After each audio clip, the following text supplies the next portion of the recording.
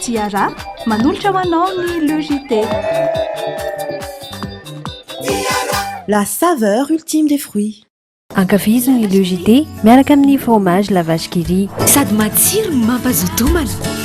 Ho fafinaretan'ny ankohonanao.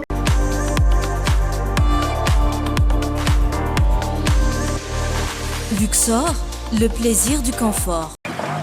Iaino tanteraka ny lalao naiza amin'ny fotoana rehetra miaraka amin'ny betplanet.ng. Betplanet manolotra anao ny LEJT. Mobilier Design vous présente le JT. Mobilier Design, la qualité, la réalité. Easy, votre yaourt brassé préféré, maintenant disponible aux saveurs pommes, fruits tropicaux et fruits de la passion. Manolotra ho anao ny LEJT. Découvrez les masques Fructisser Food, la nutrition des cheveux affamés. Nouveau Fructisser Food vous présente LEJT. Nouveau Fructisser Food, nourrissant, réparateur, hydratant, par Garnier naturellement. Mogul, c'est trop bon. Mogul vous présente le JT. Kobai, beotrikay, mety ho andrety. Kobai, dimanjato ariary ny fonosana. Arovo ny tenanao, arovo koa ny hafa. Kobaen manolotra ho anao ny LEJT. Les dernières actualités avec le JT et la carte Visa Mvoul. La carte Visa Mvoul, une carte internationale, sans engagement, sans compte bancaire. Le monde entier accepte Mvoul.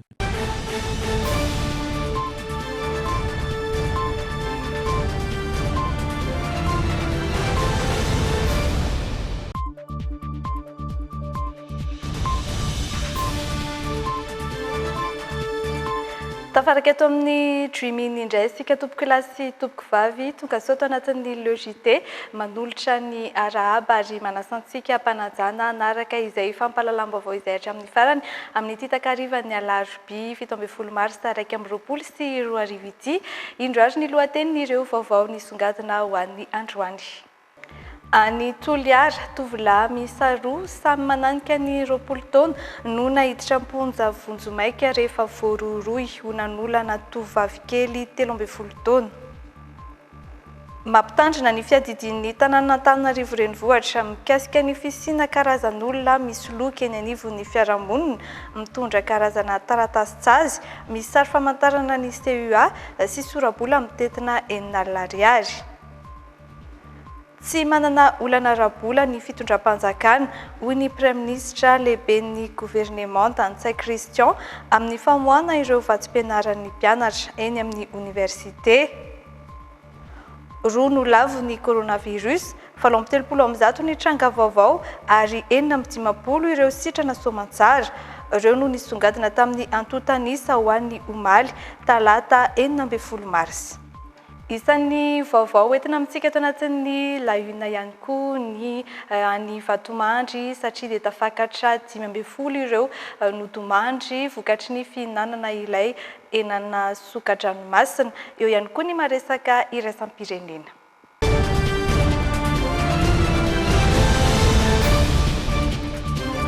Izataratsika ny vaovao ilay trangam-piarahamonina ny tranga tany Toliara, tovovavy kely vao 13 taona no nisy nanolana ny andro ny mpifankatia ny 14 febroary tao Sanfily Toliara. Efa taty amin'ny fiandohan'ny volana marsa vao nafantatra ny ray aman-dreniny ary tapa-kevitra ny tory teny amin'ny centre vonjy tany an-toerana. Efa tratra avokoa ireo tovolahy miisa roa izay samy manodidina ny 20 taona vitany eloka ary efa nahiditra amponja vonjomaika. Tato vaovao iarahana amin'ny Andrilalailan'Andriamasy misy Arasafinjatovo. Niaraka tamin'ny kozina ny amonjy fety tao amin'ny Belle Avenir ao tampon-tanànan'ny Toliary ity tovovavy vao 13 taona ity ny 14 febroary lasa teo andro mifankatia.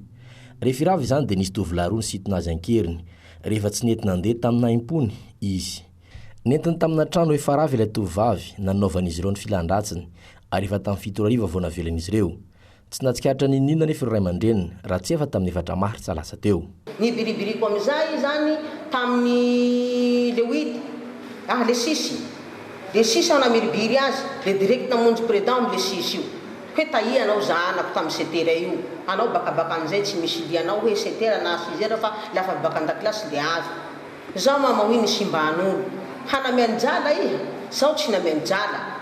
zaho tsy nanenky diresany hoe ndao fa nisy tosotony le nalany tanako na tanany dabosiko ao ty karaha manahanyzao dia nampanjeny hoan'izay aho mialiay aho le nalany le slipy miaraka amin'akanjo dia nalany amin'izay tanany iny na tanany vavako etoa dia lasa amin'izay nampilirony le filahiana amin'le mahampelahy maharary aho avy amin'izay koa i hoe fa vita hoe nataony hoe raha ty ka miboaha koa iosany hoe hafa zao fa entsaka dia niavy koa raiky ty koa nanao nafa nanao amin'izay koa raiky toy feno kakà le slipony ivangony baban'io mantsimantsy kakà hoe ino raha mantsy atao zao hasany babany ka i zany le slipony misy kakà le avy nanao dosy nalahelo sy tohina noho izany ny ray aman-dreniny ary tapa-kevitra nitondra ny raharaha teo anivony centre vonjy ao amin'ny hôpitaly be ny Toliara rehefa voapirofo fa tena simba tokoa le tovavy dia nanambara ny tory ary tsy amely rano ratsy tamin'anjana ny reniny any ny zanako tsy amidy vola fa any amin'ny vende any amin'le tokony mahaizy azy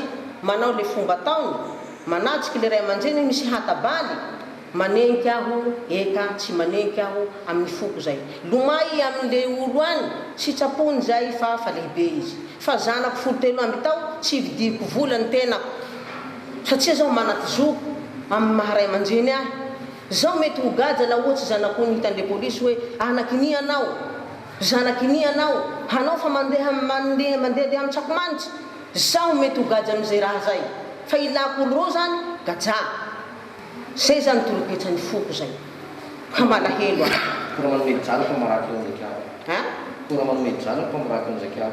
mpamaraky ireo manome jala mbo tsy haiko jala halohan'izay fa imigaja migaja zaho tsy mila razima ingaoko gaja i zaho maneny tele anjy rajoely ny tena amin'ny tele ho aza manimbasimany zanak'olo mianatra firy tao le zaza hanekeko razima zaho tsy maneky razima mihitsy zaho nan'izao laha tsy misy zanako roa aleo namony fo zanako telo amin'ny tao tsy telo mampalahelo foko zaho tsy mila razima na izy ho vototsy na izy tsy ho vototsy tsy mila razima palahelo e zanako kelikely fitibôly na tsy mila za efa voasambotra izy rolana vita ny eloka ary efa nampidirina ponja vonjomaiky miandry ny fitsarana azy ireo nandrina fotoana sokafany centre vonjy tao Toliary dia nahatratra 20 trangana fandolanana nisy ka ankizy vavikely 2 taona monja no namony ainy noho izany 20 efa nahiditra amponja vonjomaiky ary 4 nefa voasazy igada 10 ka hatramin'ny 9 taona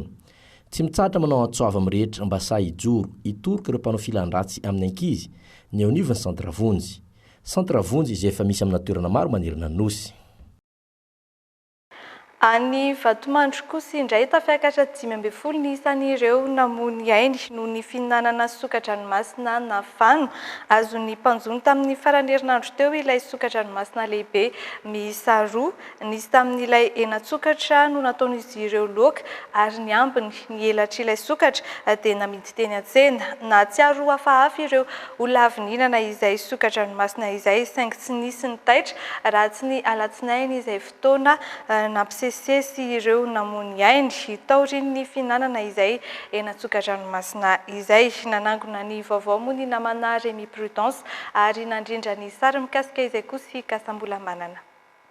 Ny asabotsy lasa teo nisy mpanjono avy amin'ny fokotany maro fototra nahazo sokadranomasina na fano lehibe miisa 2 nozaraina tamin'ny fianakaviana natao laoka izany ary ny ambiny toy ny elatr'ilay sokatra namidy teny an-tsena. Ny alady maraina nanomboka nandosy nanakotsako ny vatan'ireo nihinana ilay fano saingy tsy mbola nisy taitra satria noheverin'ny rehetra ho aretina tsotra. Ny alatsinainy maraina nisy namony ainy ary nifanesesy ireo maty ka teo vao nikoropaka ny rehetra nitondra ireo marary namonjy ny toeram-pitsaboana.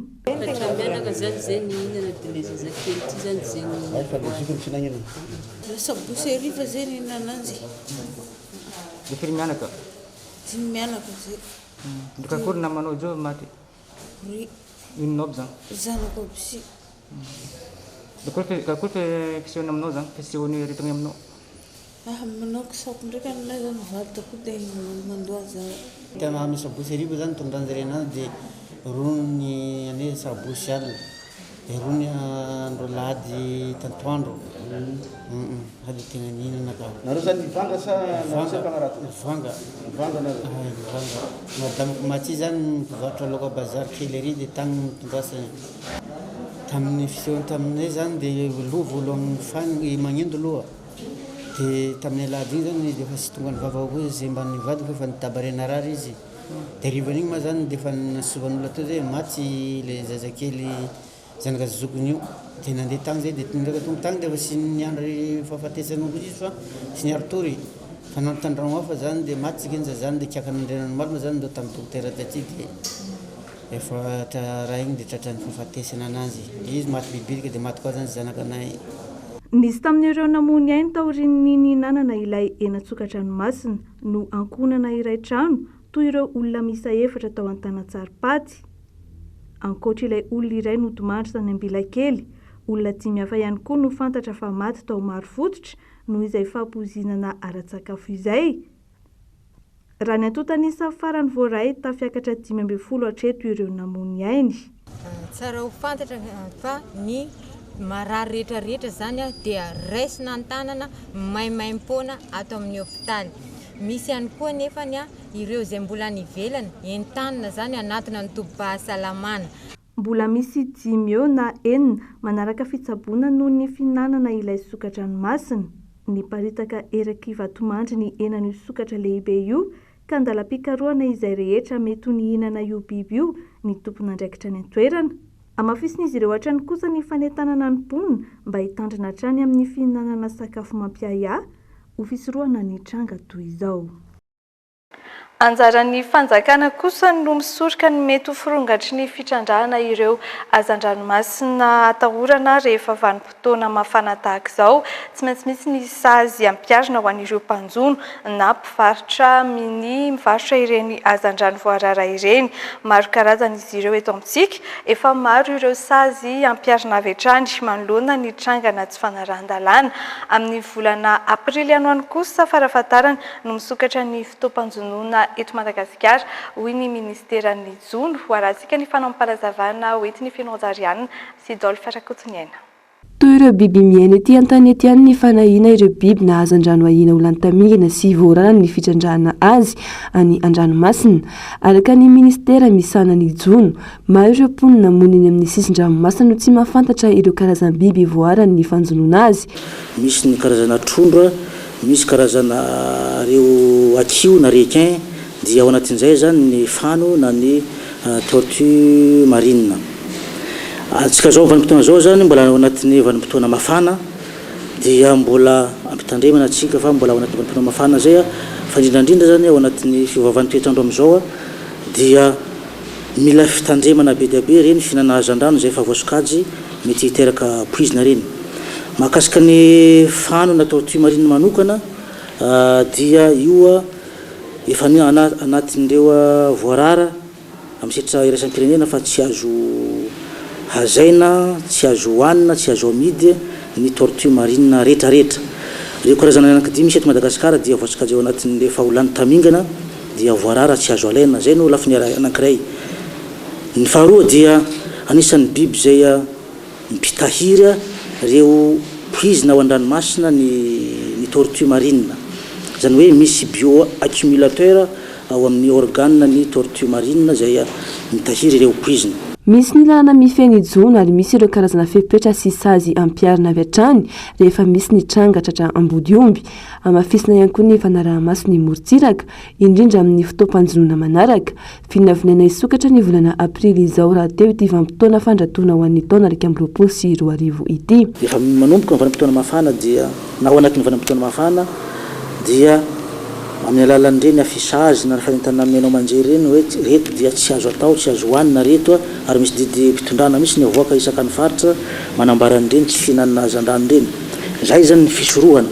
Fa ho an'izay lalàna mifehy an'ny Jono manokana dia misy ny fampiarana lalàna zay hita fa mandiky lalàna minia mihaza reny hazan-drano zay voararana lalàna tsy azo hazaina reny dia zay no mesure sazy tsy maintsy hoisy ny sazy enjana ihatra amin'izay minia maka andreny hazan-drano zay fa voarara tsy azo hazaina reny. Ho an'ny mpivarotra ihany koa dia ho an'ny faritra zay efa nandalovako ohatra zao ao Majinga ny bazary Sotema io dia nasiako fanentana manokana mihitsy ho an'ny mpivarotra fanona tortue marine eo amin'ny tsena io dia mbola misy sahy ihany manao ka manomboka zao zany dia tsy andefitra tsony fa tsy maintsy ho isy ny sazy zay mbola tratra manao an'ireny fivarotana hazandrano na fiazana hazandrano zay efa voarara reny raha ny tokony ho izy zany rehefa tratra hoe io zany nanjona ny tortue marine dia azo ampiarina aminy ny lalàna zay mifanaraka amin'izay. Nanao ity valan-dresaka ho an'ny mpanao gazety ity ny Taleny Jony taorian'ny zavanseho tany amin'ny distrikan'ny Vatomandry fihinanana soka-drano na fano ny tarika fahafatesan'olona 5 ankoatran'ny Vatomandry sy ny sisi-dranomasy ny faritra Antsinanana dia ahitana fano ihany koa any amin'ny faritra Avaratra amin'ny Morontsiraka, Tsinanana sy Andrefana ahitana izany ihany koa any amin'ny sisi-drano ny faritra Melaky. Fanaray fitarainana avy amin'ireo mponina eny amin'ny boriboritany fahenina ny herinandro lasa teo ny komina Antananarivo renivohitra. Misy karazan'olona pisoloky eny anivon'ny fiarahamonina izay mitondra karazana taratasy tsazy misy ny sary famantarana ny TUA sy ny sorabola mitentina 4 ariary ary mbola ahitana soratra ihany koa hoe tsy azo atao ny mamaly tompon'andraikitra fa mihidy violon 420 ora. Mampandriaraka izany ny TUA fa io taratasy io dia osika fa tsy avy amin'izy ireo velively ary andraisana fepetra sy fanaraha-maso akaiky ireo karazan'olona pisoloky ireo araka ny vaovao entiny Anarabarosoa sy Dolphe Rakotoniaina. Mampahafantatra ny CUA fa misy karazan'olona pisoloky eny anivon'ny fiarahamonina izay mitondra karazana taratasy ho entin'ny olona tsy fantatra eny anivon'ny boriboritany sy ny fokontany.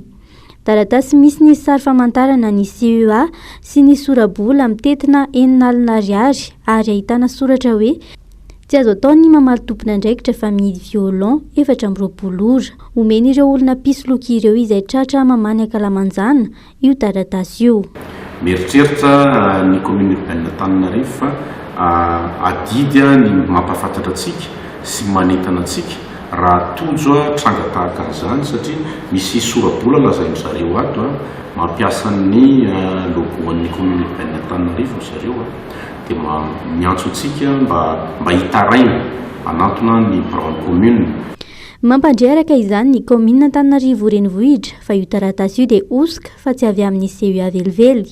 Ny herinandro lasa teo naray fitarainana avy eny amin'ny boriboritany fahenina izy ireo fa nisy nanome io taratasy osika io ny zanany izay tratra namany ankalamanjana ka notakiany ireo pisoloky vola. Rehefa tsy nanana nefa ilay ankizy dia ny findainy sy ny fitaovany no nalainy.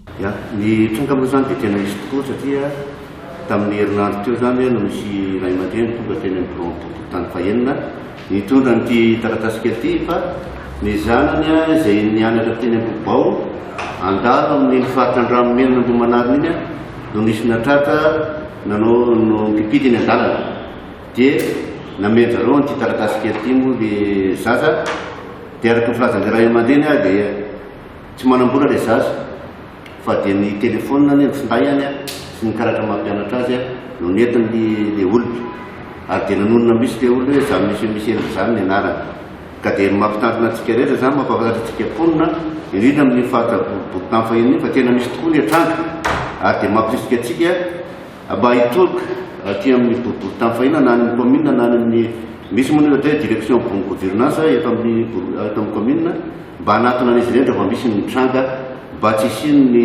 fisolokiana tahaka izany intsony. Manana sampandrara mikasika ny fahaizana mitantana sy ny ady amin'ny kolikoly ny CUA. Marina fa ny fanaovana ny taratasy osika dia enjeny lalàna fahamaizana. Efa misy tompon'andraikitra voafaritra mazava tsara ihany koa miandraikitra ny fampitsaharana ny fandikan-dalàna manao maloto an-dalambe, ny fehezam-pitsipika fikolom-pahasalamana na CMH. Andray fepetra noho izany manomboka izao ny CUA amin'ny fanaraha-maso akaiky ireo pisoloky ireo. Eo amin'ny maresaka iraisam-pirenena ny trangana fanafiana amin'ny tampedina indray tao Niger ny voalohany herinandro teo olona miisa 750 no lavo tamin'izay nisy iray naratra ihany koa mbola maro ny endrika tsy fandriampahalemana any an-toerana indrindra hatramin'ny nitondrany Mohamed Bazoum ny firenena hanamafy-hatrany ny fiarovana ny vahoaka nefa ny filoha raha ny nambarany. Dans la région de Tillabéri, olona 20 eo no maty ary iray naratra vokatry ny fanafiana amin'ny tapedina tao Tilabery faritra tsy mandrefa Niger ny alatsinainy lasa teo. Mbola tsy fantatra treto ny olona navan'izao fanafiana izao saingy mipetraka ny amin'ny jihadiste ny ayainy rehetra. Ity ny fanafiana miaro herisetra voalohany hatramin'ny itondran'ny filotany an-toerana Mohamed Bazoum ny 20 febroary lasa teo. Ankoatry ny von'olona moa nanimba zavatra maro ihany koa ireo andian-jiolahy. Nandoro fitoerana entan'olona sy fiara ary trano fitehirizam-bary maromaro izy ireo. Mbola nandoro ampahany betsaka tamin'izay rehetra sendra azy ihany koa. Manoloana ity tranga ity naneho fisaonana mandritry ny 3 andro ny governementany an-toerana. Nanomboka androany izany. Niantso ny vahoaka ho may loatrany ihany koa izy ireo. No amafisin'ny filoha fa vonina noho ny ady atao amin'ny asan-jiolahy sy ny tsy fandriam-pahalemana amin'ny endriny rehetra ny tompona andraikitra ao amin'izany. Isan'ny tokony ampanantenan'i Mohamed Bazoum rahateo ny ady atao amin'ny tsy fandriam-pahalemana raha vantany voalan'ny filoham-pirenena izy. Nanomboka androany ny fivoriam-betsy ara-potoan'ny anteny numera rotonta nisongadina tamin'ny lateny ny filohan'ny anteny numera-pirenena ny fampirisihana ny solombavambahoaka mba hanao tatitra amin'ireo vahoaka ny fidy azy any amin'ny distrika nisy azy avy. Nankasitraka izany ireo solombavambahoaka avy amin'ny Antoko-Tiko Madagasikara. Ankilany dia efa misokatra ny fametrahana ny antota taratasy ho an'izay ho solotenan'izy ireo eo anivon'ny fitsarana avy momba ny lalam-panorenana izay isan'ny fototry ny fivoriana fanampanazavana iarana amin'ny Andry Lalàn'Andriamasy misy Sara Safinjatovo. Taoriny fitanisany ireo zava-bita tamin'ity taona vaovao ity dia niroso tamin'ny kabary politika mahakasika amin'ny fiainam-pirenena ny filohan'ny temeram-pirenena androany nandritry ny lahateny tamin'ny fanokafana tambo ofisialy ny fivoriam-betsy ara-potoana voalohany tamin'ity taona ity. Notsahivy ny voalazan'ny lampanorenana ao amin'ny andininy 2 andalana fahatelo fa mananjo anao fitarainana sy ampiantso fiona nivony antemeram-pirenena ireo solombavambahoaka mpanohitra na vijanisa ao anatin'ny 3 andro isam-bolana fa tsy hoe an-dalambe. Nambarany koa fa zofeny ny solombavambahoaka ny fanaovana taritra ho an'ireo olona ny fidy azy. Raha mahakasika ny taritra kosa indray dia ambara eto fa adidy ny solombavambahoaka tsirairay no manao izany any amin'ny distrika an'Avodiady. Ampirisihana mihitsy azy. Mampahatsiaro eto fa ny solombavambahoaka tsy manao taritra dia solombavambahoaka tsy manefa ny didy. Ilaina hatrany kosa ny fampahafantarana milohany manam-pahefana ny toerana rehefa misy mpamoriam-bahoaka satria izay ny lalàna ifampitondrana eto amin'ny tany sy ny firenena mba hitandrona ny filaminana. Tsy maintsy hiatoan'ny solombavambahoaka koa ny fahamarina ny tapitra izay ataony mba izay tena zava-misy tokoa no tanterana ary aoka tsy anasokreta ny solombavambahoaka tsy mitovy hevitra fa samy nomeny mpifidy ny fitikisany ny solombavambahoaka tsirairay avy ka samy ajaridiny androny tany ary samy olobe amin'ny ny fanozy tamin'ny foronan-kevitra ireo solombavambahoaka avy amin'ny Antoko-Timo izay naniriny anao tatitra amin'ireo vahoaka ny fidy azy teto amin'ireo boriboritany enina maneran'ny tany ivoreny vohatra izany. Imbetsaka nangataka lalana izy ireo fa tsy tanteraka noho ny tsy fahazoana lalana ary nampirisika azy ireo anao tatitra hatrany io lateny filohan'ny temeram-pirenena io. Le kabary nataony mpanina teo nge dia logika be satria izy président na institution s'adresser amin'ny solombavambahoaka rehetra dia samy mandray ny tandrifiny daholo ny rehetra amin'ireny. Tsy hanaovana polémika na valiana na inona fa samy mandray ny tandrifiny daholo fotsiny dia izay. Anao zany toy ny hetsika ataonao. Sady mandeha ny session mandeha koa miara-manonja dia ny tolona mandeha foana ka fandaminana fotsiny zavatra rehetra. Zay. Tenin'ny mpanina angena zavy ozy izy hoe aprisihana mihitsy ary izy ny fanaovana tatitra. Zay ngamba mazava be zay ny zavatra nitakinay teo nge tsisy afa-tsy hoe anao tatitra. Dia mazava zany zay fa hoe fa aprisihana ny fanaovana tatitra fa mila mampafantatra mialoha izy zay ngamba raha jerenareo nampafantatra mialoha foana fanaovana tatitra amba zany toy ny fanaovana tatitra. Noresahany Kristina Razanomasoko fa tokony hojerena akaiky ny makasika ny olona ny vatsim-pianarana amin'ny anjerimanontolo. Nanomboka androany ary hatra 12 andro ny fivoriam-betsy ara-potoana voalohany ho an'ny Antemera-Pireneny ka isan'ny ladiniky ny fividianana izay solon tena Antemera enivon'ny fitsarana avo malam-pandrenana. Ho an'ny Antemerandolona dia efa nisokatra tamin'ny fiandohan-terinandro ity ny fanaterana totaratasy ho an'ny romanina mari-pahaizana momba ny droit constitutionnel maniry ny solon-tena ny Antemera eny amin'ny HCC. Io tolakandro io koa no nisokatra rapombo ofisialy ny fivoriam-betsy ara-potoana Antemerandolona. Fa tsy manana olana ara-bola ny fitondram-panjakana amin'ny famoahana ireo vatsim-pianaran'ny mpianatra eny amin'ny université hoy ny praiministra lehiben'ny gouvernement Ntsay Christian hatrany amboloany mihitsy no tsy ampy fanomezan-tanana avy amin'ny tompon'andraikitry ny anjerimanontolo ny mpanatanteraka isan'izany tsy fanomezana mazava tsara ireo lisitry ny mpianatra izay tokony hisitraka ny vatsim-pianarana misy tsy mazava ihany koa ny fitantanana arak'izany izay antony mahatonga ny grevin'ny mpianatra etseroa amin'izao fotoana ka ny fahavitany digitalisation no vahaolana araky ny vaovao tanteriny Anarabarosoa Idôle Farakotony any amintsika. Rehefa nangatahana ny lisitrin'ireo mpianatra izay tokony handray ny vatsim-pianarany ny tompon'andraikitra eny amin'ny université, tsy mazava tsara avokoa ireo lisitra voaray hoy ny praiministra Ntsay Christian. Rehefa nojerena akaiky aza izany dia marobe no tsy ara-dalàna. Eny fa na ny fanomezana ny karaman'ny mpampianatra aza dia nahitana ny anaran'ireo efa nisotro ronono any anaty lisitra. Ny matsapatsika tao anatin'ny taona maro dia misy olana foana ny fandoavana ny bourse sy ny karama any amin'ny anjerimanontolo. Ary olana ny verimberina foana teto amin'ny firenena zany. Misy antony zany. Ary isika amin'izao fotoana zao dia napakevitra ny hoe tsy maintsy fitorana ny antony. Ny antony dia tsy mazava firmarina ny isan'ny mpianatra any amin'ny anjerimanontolo. Firmarina ny isan'ny première année, firmarina ny isan'ny deuxième année, firmarina ny isan'ny troisième année, quatrième année. Ny olana anankiray dia ny lisitra ny olona tokony hisitraka ny karama ihany koa dia tsy mazava. Ny azoko ambara aminareo dia rehefa nangatahana ny lisitra ny mpianatra tao anatin'ny fotoana lava dia lava sy afaka nanome an'izany université. Kanefa fantatrareo fa zareo no mandoa ny bourse ho an'ny mpianatra. Izay ny fanontaniana mipetraka. Maninona tsy afaka nomena io zany lisitra zany.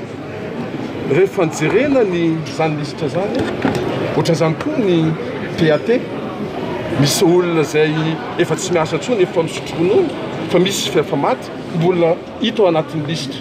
Ilaina fanavaozana avokoa ireo lisitra ny mpianatra sy ny mpampianatra eny amin'ny anjerimanontolo ireo araka ny nambaran'ny praiministra. Misy tsy mazava ny fitantana ny tompon'andraikitry ny université ka izay no antony mahatonga io grevin'ny mpianatra lava reny saika manerana ny nosy io. Misy amin'ireo tompon'andraikitra sasany mihitsy aza no mandatsy hanatanteraka ny fanaovana digitalisation hoy hatrany ny praiministra. Ary tsika tsy maintsy manao fanovana amin'izao fotoana zao. Ny fanavaozana amin'izao fotoana zao. Anisan'ny fanavaozana goavana ary mila fotoana kely zany zavatra zany dia ny fidirantsika ao anatin'ny digitalisation na numérisation. Amin'izay fotoana zay dia fantatra daholo iza marina olona tokony hisitraka inona any amin'ny anjerimanontolo. Safenina zany. Misy tsy mankatoa an'izany, tompon'andraikitra any université, azo tenenina zany. Ary tsika kosa tsy afaka hijanona amin'ny zavatra misy amin'izao fotoana zao, fa tsy maintsy miditra atsika amin'ny fitantanana mahomby. Tsy nivola araka izany no mahatonga ny olany fanomezana vatsim-pianarana. Ampy ny volam-pianatanan'ny fitondram-panjakana, saingy mbola mandeha miandalana ny fanatanterahana ny digitalisation amin'izao fotoana izao, izay vahaolana fa nanamoaka ara-dalàna ny lisitry ny mpianatra amin'ny fomba ara-teknôlôjia sy manara-penitra. Lafin'ny fanabeazana very hevitra ireo mpitantana eo anivon'ny vovonan'ny sekoly tsy miankina eto Madagasikara noho ny fisafotofotoana misy eo amin'ny tontolon'ny fampianarana tsy mifanaraka amin'ny voalazan'ny minisitra Pia sy ny an'ny filoham-pirenena. Toerin'izy ireo koa ny fanaovana amboletra ny fanovana ny politika mpampianarana sy ny ravi-mpampianarana. Mitatitra ny vaovao mikasika izay Andry Lalan'Andriamasy sy Misara Zafinjatovo. Sahiran-tsaina amin'izao fotoana ireo talenty-tsekoly sy tompona sekoly tsy miankina maro manerana nosy manoloana fisafotofotoana amin'ny tontolon'ny fampianarana. Voalaza ho tsy andoavam-bola amin'ny fisoratan'arina hiatrika amin'ny fanadina-mpanjakana CEPE sy BEPC. Mifanohitra amin'izany nefa ny tena zava-misy. Raha ny fanazavana azo raha fivoriana natao zany dia izay no fanarana natao amin'ny staff. Tsy misy vola aloha io fa efa anjaran'ny ministera manao azy. Dia ny fanazavana momba ny CEPE manokana dia hoe efa misy vola mitentina 500,000 alefa ao amin'ny SOA, ao amin'ny Cisco, anaovana ny CEPE. Ny Cisco maro anefa dia milaza fa tsy misy an'izany vola zany any aminy. Ka raha tiana ny andehanan'ny fanadinana dia tsy maintsy mandoha vola indray ny mpiadina. Nisy moa zany dingana natao, nisy sosokevitra navoaka amin'ny ministera izay tsy dia netinety taminay toy ny hoe any amin'ny sekoly tsirairay ihany no ataony centre d'examen, dia amin'izay zany tsisy vola miala eo amin'ny ministera. Dia aminay zany tsy examen officiel fa mitovy amin'ny interro isan'andro. Dia rehefa mifanarahana arak'ilay nitenenina teo tamin'ny 4 février zahay no nivoriana. Dia ny fehi-kevitra tamin'ny 4 février dia hoe averina amin'ny endriny teo aloha CEPE, tsy misy vola aloha. Kinanjo nisy arrêté navoaka 2 février talohan'ilay fivoriana izany. Dia efa taty amin'ny 10 février ilay izy voazonay. Dia ny contenu-any mampisalasala anay ohatrany hoe aterina fotsiny ao amin'ny talia-tsekoly ny candidature mpianatra dia tsisy tohany rehefa avy eo. Dia aminay zany ohatrany hoe sao dia sanatria mbola le sekoly tsirairay ihany no anaovana azy dia izay mahatonga anay milaza an'izao sosokevitra izao hoe raha tena fanadina mpanjakana io tompoko dia tokony misy centre d'examen, misy convocation ary ny fanjakana no miantoka azy. Izay mahafanadina mpanjakana azy. Fa ny any amin'ny baccalauréat aza mbola angatanay fifampidiniana miaraka amin'ny enseignement supérieur ny lalakalehan'ny droit 15 000 ariary sy ny mety hotohany rehetra rehefa avy eo. Tsy fantatry ny vovonan'ny fiadidim-pirenena ho an'ireo sekoly tsy miankina eto Madagasikara ihany koa ny tena fandaharam-pampianarana tena ampiasaina. Mangany fotsiny ny fanaovana amboletra amin'ny fandaharam-pampianarana sy fanasiana sery vaovao. Mahatra 7 taona izay mizara dingana telo ny fampianaram-baratonga ambany, kanefa mitohy hatrany fanondrena sy fitokanana EPP sy EG manara-penitra, izay midika ho 5 taona isan'isany ireo dingana fototra sy ambara-potonga faharoa. Niezaka ny aona tamin'ny tompona andraikitra io ministera ny fanabeazam-pirenena izy ireo, saingy tsy mpanapa-kevitra no ampiaonana tamin'izy ireo. Izahay manantena fa olon-kely sy mandinika ny olona ao amin'ny ministera sy ao amin'ny fitondrana.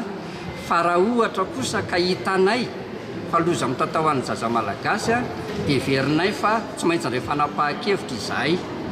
Anisan'ny fanapahan-kevitra azo resahana ary misy pirofo dia ny hoe nisy taona anankiray tokony ho taona fosy teto Madagasikara fa noho ny fandraisana anjara ny sekoly tsy miankina dia noroso ny fanadinana. Dikan'izay afaka manao fanadinana izahay, manomana fanadinana, manao programa sy ny approche verinay fa mahasoa ny zaza malagasy dia ataonay ilay izy dia manao fampitahana amin'izay avoaka ny fanjakana eo zay rehefa avy eo.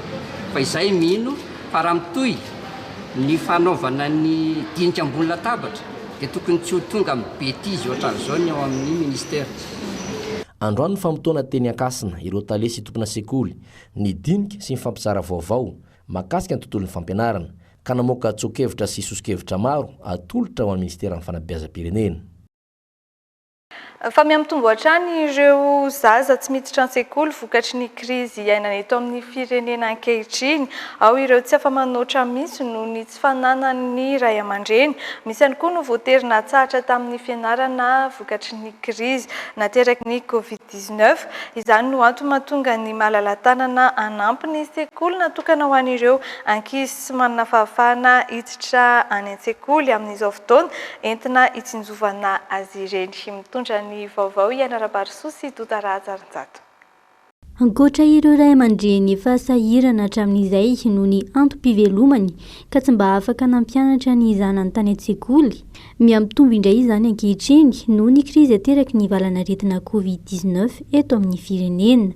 Efa misy ihany manoloana izany ireo sekoly mandray an-tanana ireny zaza ireny, saingy ny ankabeazany mbola mila fanohanana avy amin'ireo malala-tanana avokoa. Ny ingénieur zany dia efa niara niasa nanomboka tamin'ny 2024 no nisana niaraka tamin'ny kilasy Sama. Dia zavatra maromaro zany zavatra efa nataonay ho an'ny kilasy Sama ity. Anisan'izany zany fa nanomezay fanomezana ny kit scolaire. Anisan'izany zay fa nanome cantine, anisan'izay zay nanome ny karama ny mpampianatra. Dia anisan'izany koa zany zay ataonay amin'izao fotoana dia nanome akanjo satria efa hiditra moa zao fa hiditra ny andro ririny dia manome akanjo ho an'ireo mpianatra sy nanome koa zavatra mamy ho an'zareo satria mila maka hery moa izy sady amin'izao hitantsika izao fa izao toatsarotra izao sy andalovan'ny firenena izao sy ny aretina Covid dia mba manome zany zay zava-mamy sy akanjo ho an'ny mpianatra. Ataonay amin'zareo mba ataoko hoe atonga amin'zareo amin'ny lavitra indrindra angamba le izy satria zareo no avin'ny firenena. Isan'ireo sekoly andraisana an-tanana ny ankizy 12 hatramin'ny 15 taona ny kilasy Asama Ambolokandrana. Ankizy manodidina ny boriboritany faharoa izay manana olana tsy ahafahana miditra an-tsekoly no raisina atao amin'ity kilasy Asama ity. Omena azy ireo anatin'ny 2 volana eo ny fampianarana fototra, mamaky teny sy manoratra. Aorian'izay dia manaraka ny fandaharam-pianarana ahafahana manala ny fanadinam-panjakana CEPE izy ireo. Ny kilasy Asama dia fandraisana tanana ankizy izay nialan-daharana na mbola tsy nianatra mihitsiny dia manao an'ilay fianarana manoratra sy fianarana mikajy amin'ny tapany voalohany. Avy eo kosa indray izany dia manaraka ny programan'ny T5 mba ahafahany mahazo ilay diplôma ny CEPE hoentiny miainga anatrehan'ny fiainany. Mety hoe raha ohatra izy ka ao anatin'ny taona mbola raisiny CEG ka afaka soma tsara ny CEPE 6e dia manohy izy eny amin'ny CEG. Anisany antony nahatonga ny orinasa Genozia hanome fanampiana ity kilasy Asama ity androany, ny ezaka ataon'ireo mpianatra ireo na dia nisedra olana sy fahasahiranana aza amin'izao fotoana izao. Fa maro ireo olon-dehibe tsy nandeha sekoly no niverina nianatra, mamaky teny sy manoratra ao amin'ny Fokontany Ambodivandrika, commune Ilaka Est, distriktan'ny Vatomandry. Ankoatra ny asa eny an-tanimboly, any amin'ny asa avotra mirindra dia misy ny fampianarana iadina amin'ny mety fanararotana an-taratasy sy ahafahan'izy ireo manaraka ny fampianaran'ny zanany. Ilaina paikady manokana nefa ny fampianarana ny olon-dehibe fa tsy mitovy amin'ny mampianatra ny ankizy. Araka ity vaovao tanterin'ny Fianozariana sy Tota Rahatsaranjato ity. Mi, ma, na, ra, ta, mu, ru, tu, mi, ri. Maniry ny ay amaky teny sy manoratra ireto olon-dehibe avy ato amin'ny Fokontany Ambodivandrika ao amin'ny commune ambanivohitra Ilaka Est aty amin'ny distriktan'ny Vatomandry. Antony maro no nahatonga azy ireto tsy afaka nanao fianarana na tsy niditra an-tsekoly mihitsy. Adiny iray isan'andro alohan'ny irotsahana eny an-tsano mianatra ireto mpianatra ireto. Mianatra mihitsy fa tededy niala. Namana zany le pomponjareo foana zany mianatra dia niala alohany. Avy nisy fianarana ny raha ity dia niditra koa zaho. Efa dia hitako tegna sara mihitsy. Efa manoratra efa mamaky teny sao? Efa mahay mamaky teny, efa mahay manoratra. Inona nahatonga anao nianatra andray? Nianatra mba tsy hahe zaho tsy fianarana dia taratasy. Dia sy nahay nanoratra sy zaho dia efa nitefa nianatra dia nahay nanoratra. Sady nahay namaky tefa na jiska mi jiska ty. Kanony sy fahaizako dia taheza dia nazoto nianatra. Aharitra hatramin'ny volana septambra any ho any ny fampianarana ireto olon-dehibe ireto. Mandeha tsikelikely ary tsy mitovy amin'ny fampianarana ny ankizy ny fampitana lesona amin'izy ireo. Miangavy amin'ny zava-misy mampianatra olo maventy zany tsy mitovy amin'ny zaza. Ny olo maventy koa tsy azo atao hoe tsy mahay. Na dia tsy mahay izy ihany zany magnano auto correction anazy.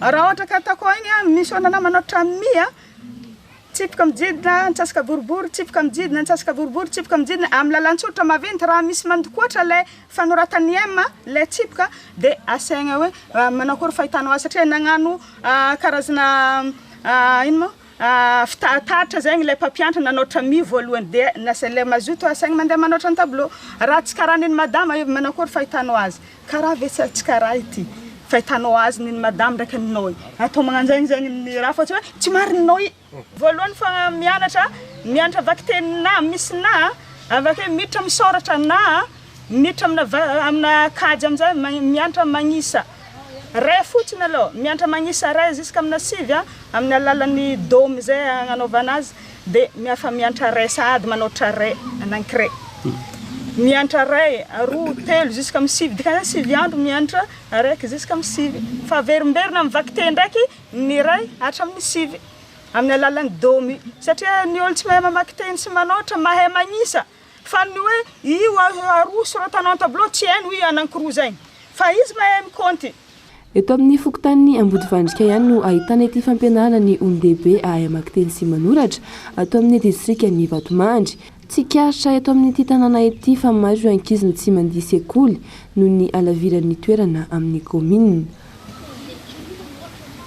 Ankasitrahana ny ianao manaraka ny fahitalavitra tremina sy ny logité amin'izao fotoana izao mitoy ny fampahalalam-baovao roa no lavon'ny coronavirus 730 ny tranga vaovao ary 910 ireo sitrana soamantsara ireo no songadina tamin'ny antotanisa ho an'ny talata 12 mars manomboka miakatra ny isan'ny olona mitondra ny tsimikaretina coronavirus eto amintsika hoy ny mpitsabo antony mahatonga ny fanamafisana ihany koa ny fanentanana amin'ny fanajana ireo fihetsika sakana na ny geste barrière indroary hofitinina amintsika ny tatitra maneho izay fivoaran'ny coronavirus izay eto Madagasikara.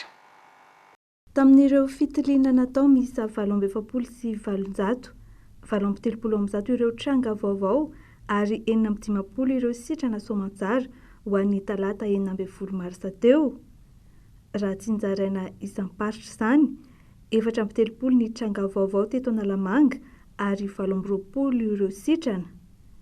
420 kosa ny tranga vaovao tany Atsinanana ary 17 no sitrana soamantsara. Ho an'ny Diana 12 ny tranga vaovao. Boeny 10 ny tranga vaovao ary 2 ny Indao sy ny Fahafatesana. Tranga vaovao misa 9 kosa no hita tao Vakinakaratra ary 4 tany amin'ny faritra Izava. Faritra Atsimandrefana 20 ny tranga vaovao ary 2 no sitrana soamantsara. Nahitana tranga vaovao misa 3 ny faritra Menabe raha toa ka 2 ny tany Moronmanihy. Faritra Nalanjorofo nahitana tranga vaovao misa 10. Tsy nisy tranga vaovao kosa tany amin'ny faritra Nosy saingy nahitana sitrana misa 2. Faritra Iorombe nahitana tranga vaovao iray. Tsy nisy tranga vaovao ihany koa ny faritra Itasy saingy nahitana olona iray sitrana soamantsara. Faritra Sofia misa 10 ireo tranga vaovao. Manomboka miakatra ny isan'ny olona mitondra ny tsimikaretina coronavirus antony mahatonga ny fanamafisana ny fanentanana amin'ny fanajana ireo fihetsika sakana na ny geste barrière. Eto asiana fanamariana hoe raha misy olona efa fantatra fa positif izy dia tsy tokony alana mihitsy ny arivavaorona na dia ao an-trano azy izy. Ny fihetsika sakana manaraka dia ny fanasana tanana matetika amin'ny savony na amin'ny gel hydroalcoolique. Manaraka izay dia ny fafantarantsika ny fitazomana elanelana iremetatra ary ny fialana amin'ny mety ho fivorovoriana. Toy izao kosa ny fitambaran'ny antotanisa rehetra nanomboka ny daty ny 13 mars hatramin'ny 15 mars 2024. 9 sy 700 sy 2 alina ny isan'ireo efa nitondra sy mbola mitondra ny valanaretina coronavirus eto Madagasikara. 700 sy 2 alina ireo sitrana soamantsara. 730 ireo nodimandry lavon'ny coronavirus. 420 sy 300 sy 3 alina sy iray hetsy kosa ny fitambaran'ny fitiliana efa natao. Misa 7 sy 700 ny isan'ireo olona mbola andalam-pitsaboana ka ny 470 amin'izy ireo no mampiseho fahasarotana na ilay antsoina hoe forme grave.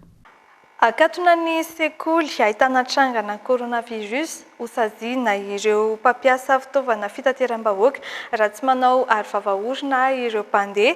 Isan'ny fepetra noraisiny CRCO Atsinanana ireo taoriana tsapana fa mananika ny zato ny olona vao marina fa mitondra ny coronavirus tao an-tampon-tanànan'ny Toamasina nandritra ny tapa-bolana. Ny tsara ho fantatra momba izay fepetra izay no vaovao nangon'ny Remy Prudence ary nandrindra ny sary Kasambola Manana.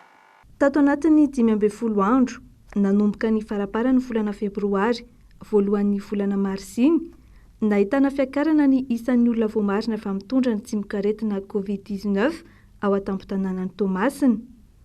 Nisy arak'izany ny fivoriana maika nataon'ny CRCO Atsinanana ny fiandohany ity herinandro ity. Nanatrika io fivoriana io ny tompon'andraikitry ny filaminana, ny eo anivon'ny prefektiora, ny tompon'andraikitry ny fahasalamana. Raha tsorona le izy dia efa mahery ny zato tato agnatin'ny 12 andro ny olona vao marina mitondra an'izany tsimok'aretina zany. Ny angaviana amintsika rehetra dia ny fagnarahana amin'ny antsakany sy andavany an'izany fepetra. Tsy misy fiatraikany amin'ny fitadiavam-bola sy fiainana andavanandro ny mponina ny fepetra noraisiny CRCO Atsinanana manoloana ny firongatry ny valanaretina coronavirus any Toamasina. Nampiarina kosa nefa ny fanakatonana ny sekoly ahitana tranga coronavirus. Ajanona tsy afaka metsika mandritra ny 30 minitra ireo fitaovam-pitateram-bahoaka mitondra olona tsy manao aro vava-orona ary ferana ny isan'ny olona ao anatiny ho fanajana ny elanelana. Ny fitondrana masaka na aro vava-orona zany dia tsy maintsy atao obligatoire zay no voalaza ato ka ny tsy fanaovana an'izay na egny an-dalana zany na birao zany na amin'ny toerana zay vorovoron'olona dia tsy maintsy anaovana an'ilay asa ho tombotsoan'ny bisiny maro na atao hoe travaux d'intérêt général zany. Ny birao rehetra, ny sekoly, ny fiangonana sy ny mosquée rehetra zany dia tsy maintsy neny fa na dia ireo supermarché mpivarotra entana maro isan-karazany zay ivezivezen'olona regny zany dia tsy maintsy mampiasa an'ilay fanasan-tagnana eo ampidirana zany hoe dispositif de lavage de main moa ny filazana azy. Mariana Famanan-kery mandritra ny 12 andro ny fepetra noraisiny tompon'andraikitra avy amin'ny CRCO Atsinanana. Tsy mandany ampiditra ny vaksiny ofisialy hiadina amin'ny coronavirus i Madagasikara hoy ny fanambarana nataon'ny ministry ny fahasalamam-bahoaka fahandrasana ny fivoaran'ny toedrara ao Eropa izay ahitana firenena misa sivy mampitsara ny fampiasana izay vaksiny izay. Misy amin'ireo olona natao vaksiny tany amin'ireo firenena ireo no maty tampoka sy misedra olana manokana vokatra izany. Manamafy ny tokony anarahana hatrany ny fepetra ara-pahasalamana kosa ny ministera ny fahasalamana eto amintsika isan'ireo mitady vahaolana hiadina ity aretina ity Madagasikara raha ny fanambarana hatrany. Mitatitra ny vaovao mikasika izay feno Azariana sy Idolphe Rakotoniaina. Mitombo indray amin'izao fotoana ny isan'ireo olona mitondra ny tsimok'aretina coronavirus raha jerena ireo tarehimarika nivoaka nanomboka ny faran'ny herinandro lasa teo. Any ivelany mbola maro ireo firenena no ao anatin'ny ady mafy amin'ity valanaretina ity. Tsikaritra fa maro ireo firenena no nampiady ny fampiasana ny vaksiny ofisialy namparitaka eran'izao tontolo izao no ireo trangana fahafatesana maro taorian'ny fampiasana izany. Anatin'ny fisalasalana ny firenena malagasy amin'ny ampiasana tsy ity vaksiny ity na nilazany tsy nandany ampiditra izany eto an-toerana. Ny firenena Europeana zao dia efa misy anankisivy eo no nampiampina izany fampiasana ny vaksiny izany. Ina ny antony? Tao ny ahitana fahafatesana tampoka aorinan'ireo olona zay manao vaksiny. Ao ny nisy olona ilay fivainganan'ny raha, zany hoe lasa mandry ny raha ao anatin'ny lanana ao ary ny sasany dia lalanda izay eny amin'ny avokaboka no misy an'izany ka miteraka fahafatesana zany rehetra atsika tsy mandà mihitsy ny fampiasana ny vaksiny fa zany hoe mahaiko isika mitambina isika manara-maso isika ny zavatra rehetra miseho any amin'ireo firenena maro samihafa zay mampiasa an'izany. Mitady vahaolana andresina ny coronavirus toy ireo firenena rehetra i Madagasikara ho iatran'ny ny minisitra entanina nefa ny olom-pirenena anaraka amin'ny antsaka sy andavany ireo fepetra ara-pahasalamana napetraka isoroana ny mety hiparitahan'ny valanaretina indray. Lafomba hafa kosa indray vonina eo amin'ny sehatra tsy miankina ny minisitry ny toe-karena sy ny vola ary farafatarany ny herinandro ny 12 marsa no anatanterahana izay fihaonana izay raha ny fanazavana nomeny ny filohan'ny GEM na ny vondron'ireo orinasa eto Madagasikara ankoatra ny ady amin'ireo sehatra tsy manara-dalàna na ny informel dia isan'ny sosikevitry ny GEM ihany koa ny tokony analefahana ny hetra izay alohan'ny orinasa eto tsika fanampanazavana eo amin'ny rindran-tsary ny kasambola manana. Nateo aza ny krizy nateraky ny fisian'ny valanaretina COVID-19 azo atao tsara ny mampiakatra ny tahany ari-karena fahobe amin'ity taona 2024 ity raha mipetraka ny tena fifanohanana eo amin'ny mpandraharaha sy ny fanjakana fohibe. Ny votro tamin'ny fivoriam-be nataon'ny GEM vondron'ireo orinasa eto Madagasikara tapabolana lasa izay.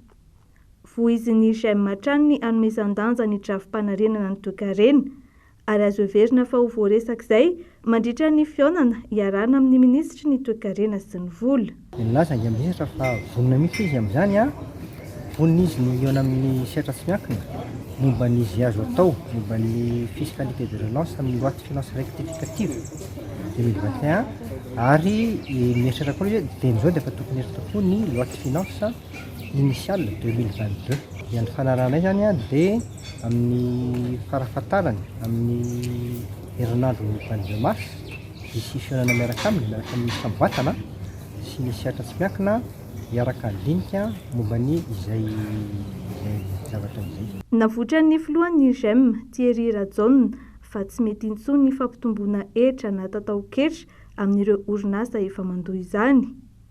Sosikevitra narosony ihany koa ny karoana izay fomba isariana ny mpampiasa vola ny ampiroboroboana ny tsena anatiny ary ny ady amin'ny sehatra tsy manara-dalàna na ny informel. Misy nefa ireo orinasa formel masangeva be izay manana ampahany amin'ny vokany izay ao anatiny informel. Ohatra fotsiny tsotra fotsiny ao ireo orinasa mpanafatra entana hoe manafatra lafariny izy ohatra fa lazainy fa hoe vary io satria fantany fa ny vary fanaovana totoatoanina ambony dia mody lazainy fotsiny hoe vary io dia miaraka amin'ny corruption douanier no anaovana izany moa dia bien sûr tsy mandoa izy mena dia mena ny vola alohan'ny amin'ny fanjakana. Voatery nikatona ny 30 hatramin'ny 700 ny orinasa vokatry ny fihiboana tamin'ny taona 2020. Antony mahatonga ny GEM manolotra sosikevitra ny tokony analefahana ireo hetra alohan'ireo orinasa eto amintsika.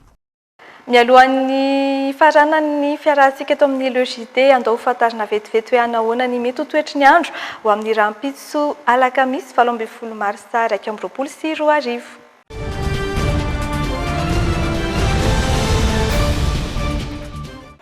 Atombontsika amin'ny tapany avaratry ny nosy izany tahaka ny mahazatra ifandimy ny rahona sy ny masoandro ho an'ny faritry Sava.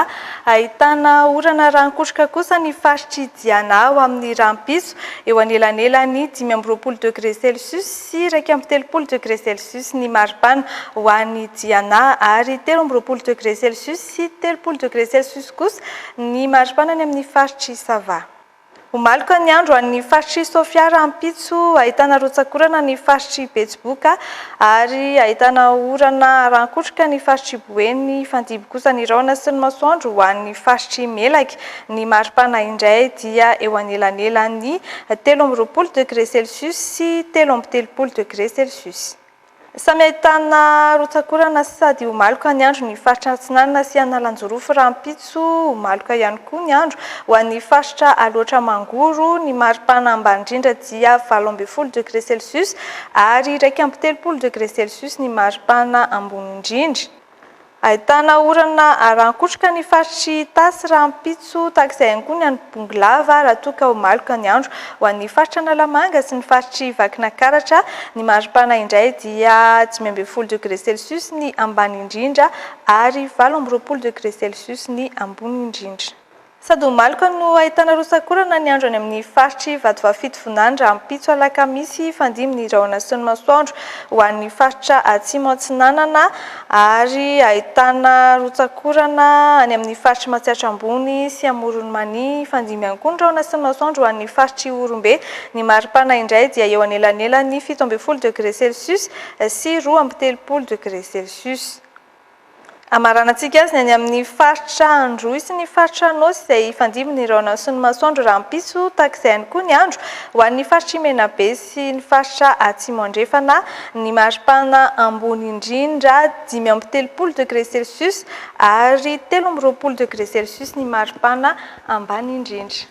Izay ihany koa no mamarana ny fiarahantsika tompo kilasy tompo vavy ankasitrahana ianao nanaraka ny LEJT hatramin'ny farany tamin'ity takariva ity manome fotoanantsika ho amin'ny manaraka indray mametraka ny veloma mandrapitafa mirary soa ho antsika rehetra.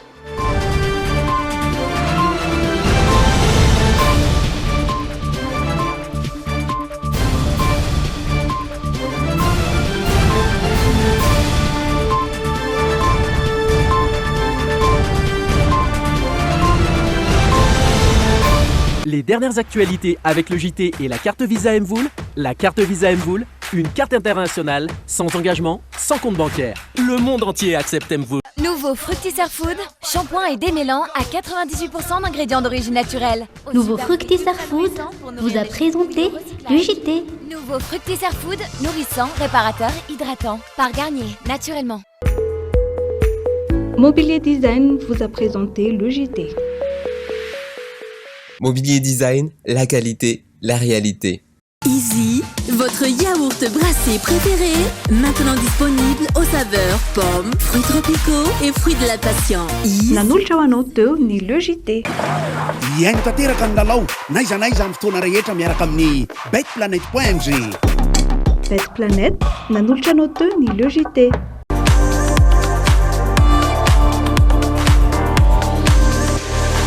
Luxor, le plaisir du confort. Ankafiziny le JT miaraka amin'ny fromage la vache qui rit. Sady matsiro no mampazoto homana.